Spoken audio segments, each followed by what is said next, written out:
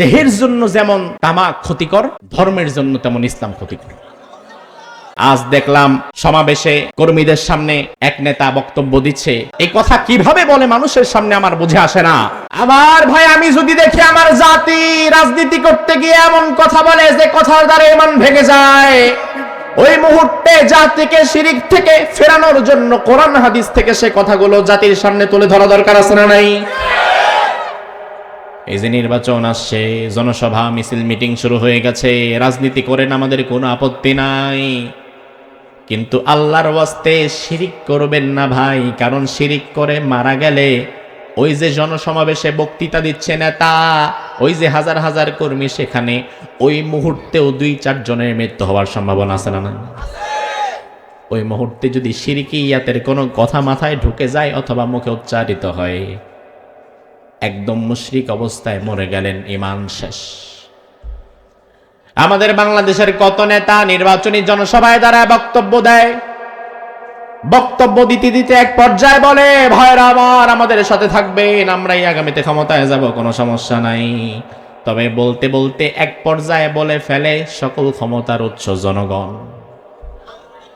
এমন কথা বলার মতো নেতা কি ঢাকায় নাই? সকল ক্ষমতার উৎস জনগণ, এমন কথা বলার নেতা নাকি ঢাকায় আছে? এমন কথা বিশ্বাস করার মতো কর্মী কি ঢাকায় নাই? অথচ কোরআনের মধ্যে আল্লাহ বললেন, তাবারাকাল্লাযী বিয়াদিহিল মুলক, সুমহান সেই সত্তা যার হাতে সকল ক্ষমতা। তাহলে সকল ক্ষমতা কি জনগণের হাতে না আল্লাহর হাতে? আল্লাহর আয়াতের মধ্যে বললেন, আন্নাল কুওয়াতা লিল্লাহি জামিয়া, সমুদায় ক্ষমতার মালিক আমি আল্লাহ, সেন্ট্রাল পাওয়ার হচ্ছে আমার কাছে, আমি আল্লাহ যারে চাই তারে ক্ষমতা দেই, আবার যারে চাই না তারে ক্ষমতা থেকে নামায়া বর্ডার পার করে দিল্লিও পাঠায় দেই। কে করে? তাহলে মূল ক্ষমতার মালিক কে? তাহলে মাজারে গিয়ে সন্তান চাইলে আল্লাহর ক্ষমতার সাথে যেমন শিরিক করা হয়, যেই নেতা যেই কর্মী রাজনীতি করতে গিয়ে বলবে সকল ক্ষমতার উৎস জনগণ, জনগণের ক্ষমতাকে আল্লাহর কাছে দাঁড় করিয়ে দিয়ে ওই বেটাও কিন্তু শিরিক করে ফেলে। তো কেন আপনি রাজনীতি করতে গিয়ে নিজের ঈমান নষ্ট করবেন? এই রাজনীতি 2 দিন পরে শেষ, এই ক্ষমতা 2 দিন পরে শেষ, এই টাকা পয়সা 2 দিন পরে শেষ, কিন্তু ঈমান আপনার সবচাইতে গুরুত্বপূর্ণ, যেটা মৃত্যুর পরেও থাকবে। এজন্য আল্লাহর ওয়াস্তে রাজনীতি করতে গিয়ে অথবা পয়সা কামাতে গিয়ে দুনিয়ার মোহে পড়ে ঈমান নষ্ট হয় এমন কোন কথা বলা যাবে? ঈমান নষ্ট হয় এমন কোন কাজ করা যাবে না।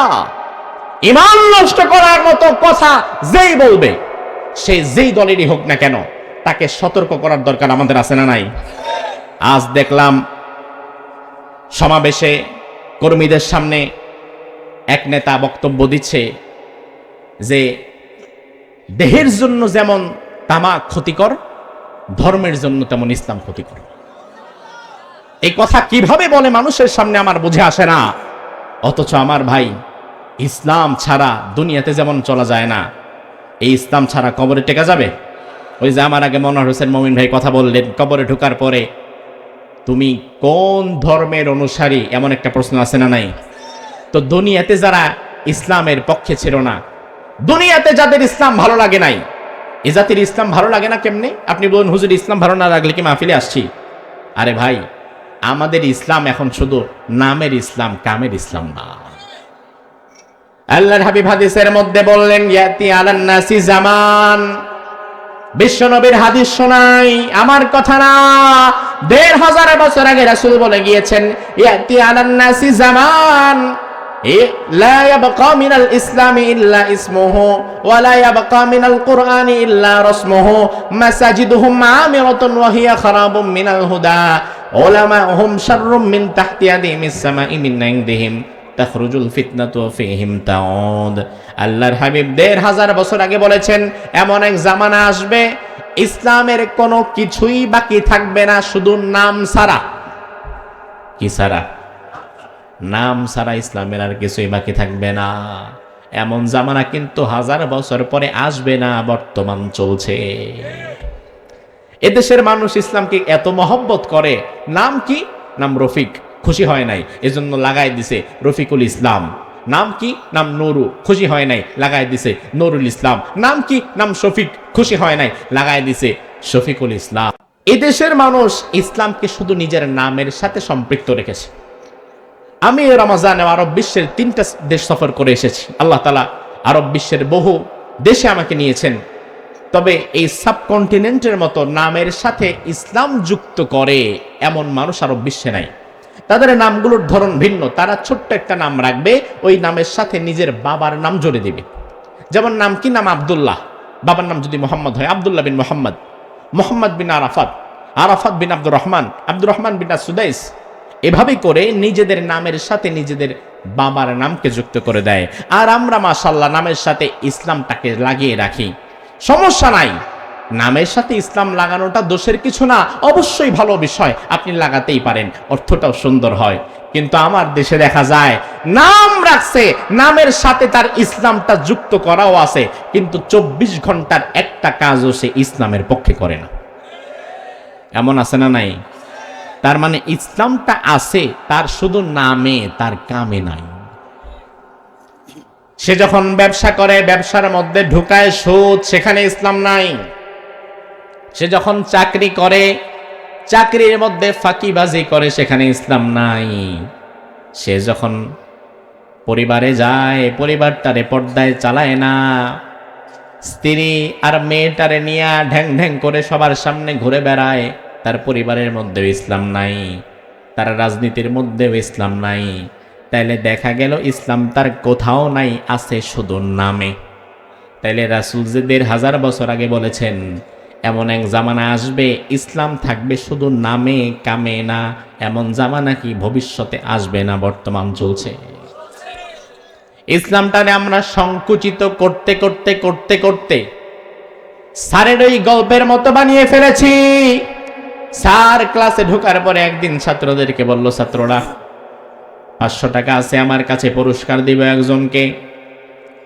এই বোর্ডের মধ্যে একটা পাখির ছবি যে এঁকে দিতে পারবে তারে 500 টাকা পুরস্কার দেব। স্যারের কথা শুনে একজন ছাত্র হাত তুলল, বলল, স্যার বহুবার আমি পাখির ছবি নিজে আঁকছি, আমি ভালো এক্সপার্ট পাখির ছবি আঁকতে, আমারে দেন। স্যার কয় আসো। ছাত্র আসছে, এবার আঁকা শুরু করছে। স্যার বলে, দাঁড়াও, কি আঁকতেছো? ওই স্যার পাখির ঠোঁটটা আগে আঁকি। আর ঠোঁট বাদ দাও, বাকিটা আঁকো। ছাত্র বলে, আচ্ছা স্যার, সমস্যা নাই। আবার আঁকা শুরু করেছে। স্যার আবার ডাকাই, দাঁড়াও, কি আঁকো এখন? স্যার এই যে মাথাটা তাইলে আঁকি, ঠোঁট তো বাদ দিলাম। তাই না, মাথা বাদ দাও না, মাথা বাদ দিয়ে বাকিটা। ছাত্র বলে, আচ্ছা ঠিক আছে স্যার। আবার আঁকা শুরু করছে। আচ্ছা কি আঁকো? স্যার পাখির পা 2টা আঁকে ফেলি। আরে পা বাদ দাও না, পা বাদ দিয়ে বাকিটা আঁকো। আবার আঁকা শুরু করছে। আচ্ছা কি আঁকতেছো এখন? স্যার পাখির ডানা 2টা আঁকি। আরে ডানা বাদ দাও, বাকিটা আঁকো। ছাত্র কয়, স্যার পাখি কি এখন আঁকবো? আরে আঁকো, না করছে কি তোমার, পাখি তো আঁকবা, 500 টাকায় পুরস্কার লাগবে না তোমার? ছাত্র বলে, স্যার সব বাদ দিতে দিতে দিতে দিতে এখন আমার হাতে পাখির লেঞ্জা ছাড়া আর কিছু নাই। স্যার আপনি যদি আমারে পাখি আঁকতে বলেন, পাখির ঠোঁট থেকে নিয়ে লেজের গোড়া পর্যন্ত সবটা আঁকতে দিতে হবে, এই সবটার নাম পাখি। ঠিক একইভাবে আপনি যদি ইসলাম পালন করেন, আপনার ব্যক্তি জীবন, পারিবারিক জীবন, অর্থনৈতিক জীবন, রাজনৈতিক জীবন, সামাজিক জীবন, প্রত্যেকটা জীবনে ইসলাম থাকা লাগবে।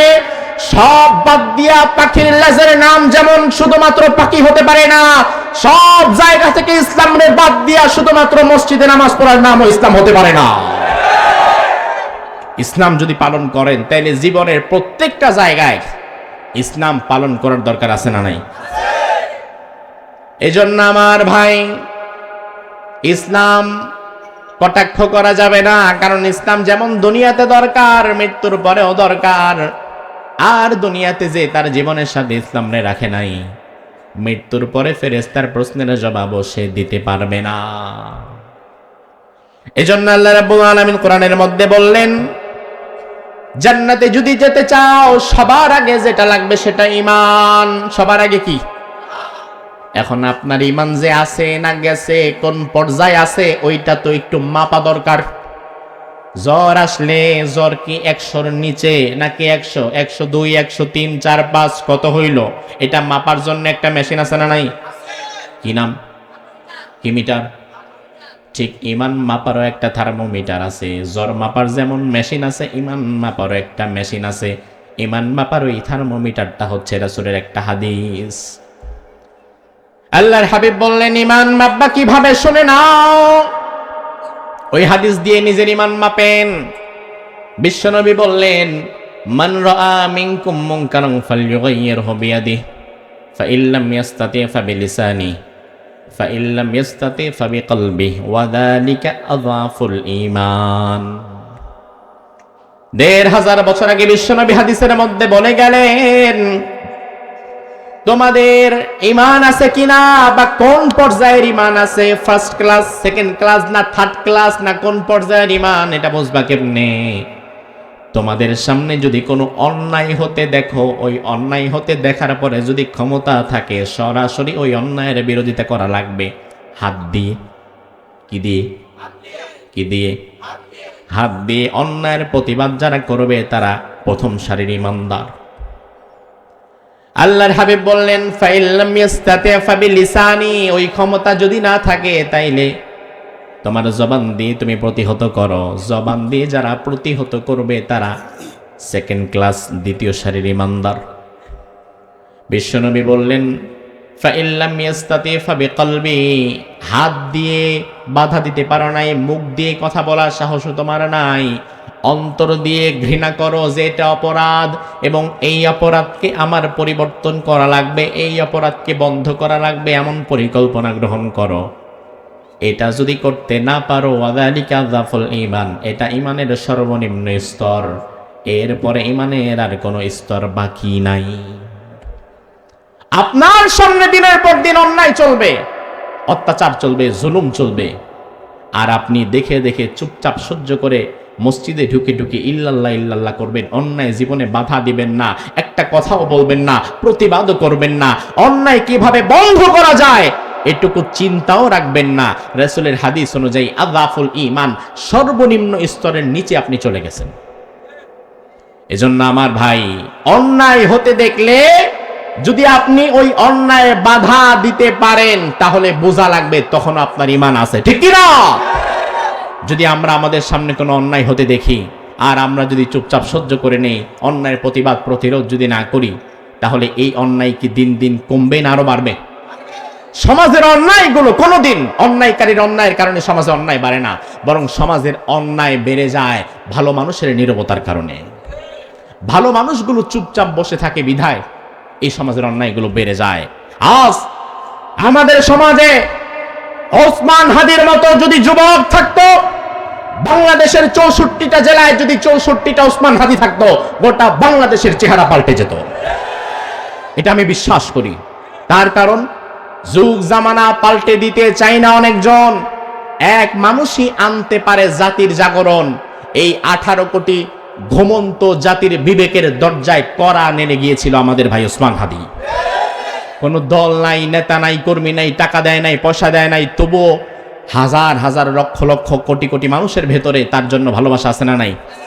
অথচ কেন আপনি তাকে ভালোবাসেন? আপনি তো জীবনে তার দেখানো নাই। ভালোবাসা মানুষের ভেতরে সৃষ্টি করে দেওয়া এটা আল্লাহ তাআলার দায়িত্ব, কারণ মানুষের মন এটা আল্লাহ তাআলার কন্ট্রোলের মধ্যে থাকে। আপনি ওসমান হাদির জীবনে দেখেন নাই, তবে তার মৃত্যুর কথা শুনে আপনি কাঁদছেন, তার মৃত্যুর কথা শুনে আপনার খারাপ লাগছে। কারণ কি? তার কারণ আপনার রব তার ভালোবাসাটা আপনার হৃদয়ে পৌঁছে দিয়েছে। এই ভালোবাসাটুকু সে অর্জন করেছে। ওসমান হাদির সারা জীবনটা আপনি খুব কাছ থেকে দেখেন, তার কথাগুলো শোনেন। রাজনৈতিকভাবে তার সাথে আপনার মতো বিরোধ থাকতেই পারে, দুনিয়ার সব মানুষ কোনোদিন একদল করবে না, করার দরকারও তো নাই, কিন্তু দিন শেষে সত্য এবং ন্যায়ের পক্ষে যে থাকবে তার সাথে আমরা আছি না নাই? সত্য এবং ন্যায়ের পক্ষে যারা আমরা তার সাথে আছি। তার সব কথাগুলো শুনে সামানি যেটা আমি দেখতে পেলাম সেটা হচ্ছে তার মূল কথাই ছিল ভারতীয় আধিপত্যবাদের বিরুদ্ধে। তার মূল কথাই ছিল যে ৫৬,০০০ বর্গ মাইলের এই দেশ, এদেশে আমরা স্বাধীনভাবে রাজনীতি করব, এদেশে আমরা স্বাধীনভাবে ধর্মকর্ম চর্চা করব, আমাদের ব্যবসা বাণিজ্য থাকবে স্বাধীন, আমাদের চিন্তা থাকবে স্বাধীন। আমি কেন আরেক দেশের ছায়া তলে আশ্রয় গ্রহণ করব? আমার দেশের রাজনীতি, অর্থনীতি, সমাজনীতি, সংস্কৃতি সব জায়গায় মুশরিকরা কেন বাম হাত ঢুকায় বসে থাকবে? বাংলাদেশে কে ক্ষমতায় যাবে, কে আসবে, কি হবে না হবে, আমাদের যতটা না মাথা ব্যথা তার চেয়ে বেশি মাথা ব্যথা যেন তাদের। এটাই ওসমান হাদি এটার বিরুদ্ধে ছিল, যে আধিপত্যবাদ দূর করতে হবে। আধিপত্যবাদের কালো ছায়া যদি দূর করা না যায়, তাহলে ভবিষ্যতে স্বৈরাচারের এই পথকেও কোনোদিন বন্ধ করা যাবে না। এটাই ছিল তার মূল কথা। যে কারণে দিনে দুপুরে এই ঢাকায়, আপনাদের খুব কাছে, এই ঢাকার রাজপথে দিনে দুপুরে তাকে শহীদ করে ফেলা হলো। আহারে, একটা বিষয় কি জানেন, সাধারণ মানুষকে বোকা বানানো তো খুব সহজ। ধরায় দিবে, চিন্তার মধ্যে ঢুকায় দিবে, অমুক দল মারছে, অমুক ব্যক্তি মারছে, তমুক ব্যক্তি মারছে। তবে এগুলো আমি বিশ্বাস করি না। তার কারণ হচ্ছে, বর্তমান এমন এক জামানা চলছে, এই জামানায় মানুষ হত্যার জন্য বেশি কিছু লাগে না। গাঞ্জাখোর, নেশাখোর, রাত্রেবেলা 10,000 টাকা ধরায় দেন, ভালো একটা মানুষ হেঁটে যাচ্ছে, বলে দেন এইটা এই লোকটার গিয়ে মেরে ফেলবা। ওই গাঞ্জাখোর 10,000 টাকার লোভে ভালো মানুষকে খুন করে ফেলবে। তার বুকপিট নাই। যেই বাজারে মানুষ খুন করতে 10,000 টাকা যথেষ্ট, ওই বাজারে ওসমান হাদিকে খুন করার জন্য বাজেট করা হয়েছিল 219 কোটি টাকা। আমার ভাই, ঘাটের মধ্যে বুদ্ধি থাকলে বুঝে নেবেন, যেই বাজারে 10,000 টাকা দিলে মানুষ মারা যায়, ওই বাজারে যখন কাউকে মারার জন্য 219 কোটি টাকার বিগ বাজেট করা হয়, তখন বুঝে নেওয়া লাগবে খেলা তো ন্যাশনাল লেভেলে ছিল না, খেলা চলে গেছিল ইন্টারন্যাশনাল লেভেলে। মুশরিকিন হিন্দুস্তানিরা ভালো করে হিসাব কষে দেখেছে, দিল্লির দাদাবাবুরা হিসাব কষে দেখেছে, ওসমান হাদি যেভাবে ভারতীয় আধিপত্যবাদের বিরুদ্ধে কথা বলে, ভারতীয় ন্যারেটিভের বিরুদ্ধে কথা বলছে, ওসমান হাদির এই মানসিকতা যদি বাংলাদেশের আরো কিছু যুবকদের মধ্যে একবার ঢুকে যায়, আর বাংলাদেশের যুবকেরা যদি একবার বুঝতে শিখে যে দেশের পক্ষে আমাদের দাঁড়াতে হবে, ভারতীয় আধিপত্যবাদকে তারা বৃদ্ধাঙ্গুলি দেখিয়ে দিবে, তাইলে দিল্লির সেবাদাসদের পরবর্তী রাজনীতি বাংলাদেশে কবর হয়ে যাবে। এই জন্য তারা ভালো করে হিসাব কষে ওসমান হাদিকে দিনে দুপুরে দুনিয়া থেকে বিদায় করে দিয়েছে। তারা চিন্তা করেছে আগামীর 56,000 বর্গ মাইলের এই বাংলাদেশে দিল্লির দালালদের বিরুদ্ধে কথা বলার মতো আর কেউ থাকবে না, ভারতীয় আধিপত্যবাদের বিরুদ্ধে কথা বলার মতো আর কেউ থাকবে না। আমি আজ উত্তর বাড্ডা, ঢাকার এই জনতাকে বলতে চাই, ওসমান হাদিকে হত্যা করা হয়েছে, এজন্য কি আমরা সারা জীবন তাদের দাসত্ব মেনে নিব? আমরা দিল্লির আধিপত্য মেনে নিব? ওসমান হাদির মতো যদি আমাদেরকেও গুলি খাওয়া লাগে, আমাদেরকেও যদি শহীদ হওয়া লাগে, আমরা গুলি খাবো, শহীদ হব, জীবন দেব। আগামীর বাংলাদেশের ঘরে ঘরে ওসমান হাদির জন্য হতে হবে।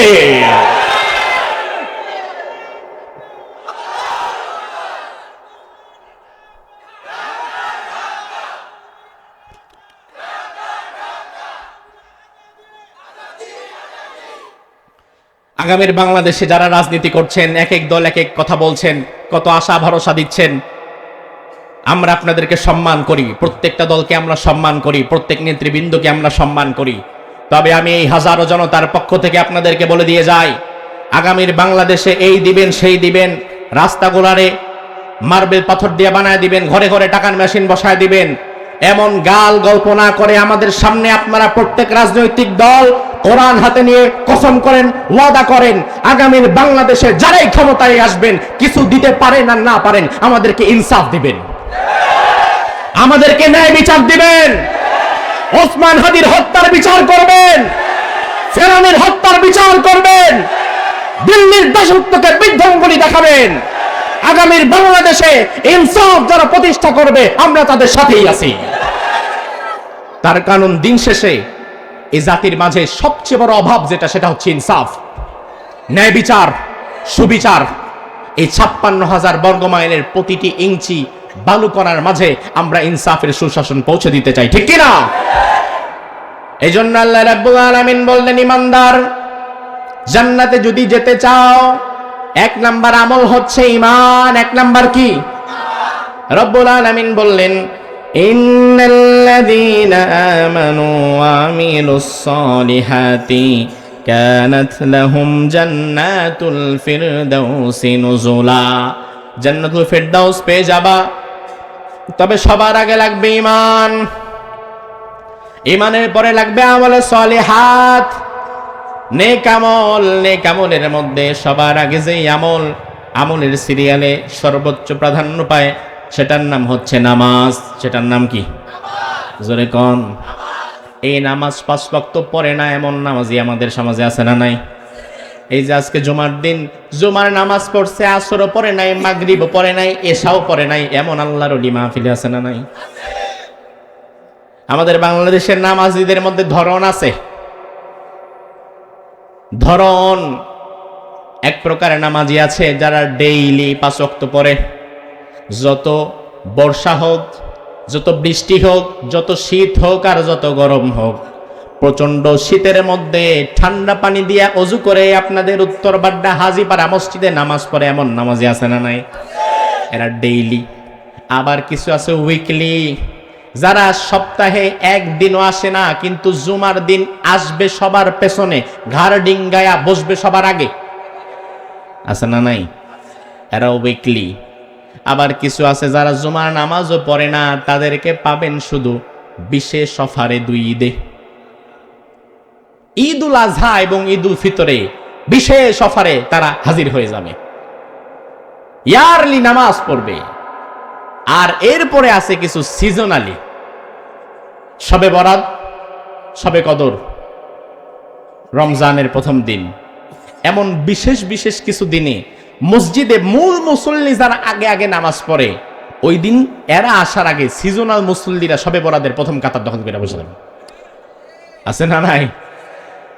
আর কিছু আছে মাশাআল্লাহ ইলেকশনালি, অর্থাৎ নির্বাচন আসলে তাদের মোটামুটি কখনো কখনো জোহরের নামাজ উত্তর পাড়ায় একবার, দক্ষিণ পাড়ায় আরেকবার। আছে না নাই? এই নামাজ কি আল্লাহর জন্য না মানুষকে দেখানোর জন্য? মানুষকে দেখানোর জন্য যারা নামাজ পড়ে, এটা কি প্রকৃত নামাজ না মুনাফিকের নামাজ? আল্লাহ রাব্বুল আলামিন বললেন, মুনাফিকের নামাজ চিনবা কিভাবে? ওয়াইযা কামু ইলাস সালাতি কামু কুসালা ইউরাউনান নাস ওয়া লা ইয়াযকুরুনাল্লাহা ইল্লা কলিলা। মুনাফিকের নামাজ চিনবা হচ্ছে এভাবে, মুনাফিকরা যখন নামাজে দাঁড়ায়, ইউরাউনান নাস, আল্লাহকে দেখাবার জন্য না, তারা মানুষকে দেখাবার জন্য নামাজ পড়ে। মানুষ আছে যতক্ষণ তাদের নামাজ চলে ততক্ষণ। ওয়ালা ইয়াযকুরুনাল্লাহা ইল্লা কলিলা, তারা আল্লাহর জিকির করে না খুব অল্প ব্যতীত। এজন্য আমার ভাই, মানুষকে দেখানোর জন্য যারা নামাজ পড়ে, এরা মুনাফিকের নামাজ, এবং এই নামাজের দ্বারা রিয়া হয়। আর রিয়া শিরকের আরেকটা প্রকার। নামাজ ইমানের পরে সবচেয়ে গুরুত্বপূর্ণ আমল। আমি আমার আলোচনার শেষ দিকে চলে আসছি। ও ভাই আমার, নামাজ যেমন গুরুত্বপূর্ণ ইবাদত, বিশ্বনবী বললেন, ইন্না লিকুল্লি শাইইন আলামাহ ওয়া আলামাতুল ঈমান আস-সালাহ। প্রতিটি জিনিসের যেমন একটা দলিল থাকে, ঈমানের দলিল হচ্ছে নামাজ। এই যে বাড়িটা আপনার, আপনি বসবাস করছেন, এই বাড়ির একটা দলিল আপনার কাছে আছে না নাই? জমি আপনার, বুঝাবেন কিভাবে? কারণ জমির একটা দলিল আপনার কাছে আছে। মোটরসাইকেল চালায়া হাইওয়ে রোডে উঠে গিয়েছেন, ট্রাফিক পুলিশের সামনে যদি পড়েন, ট্রাফিক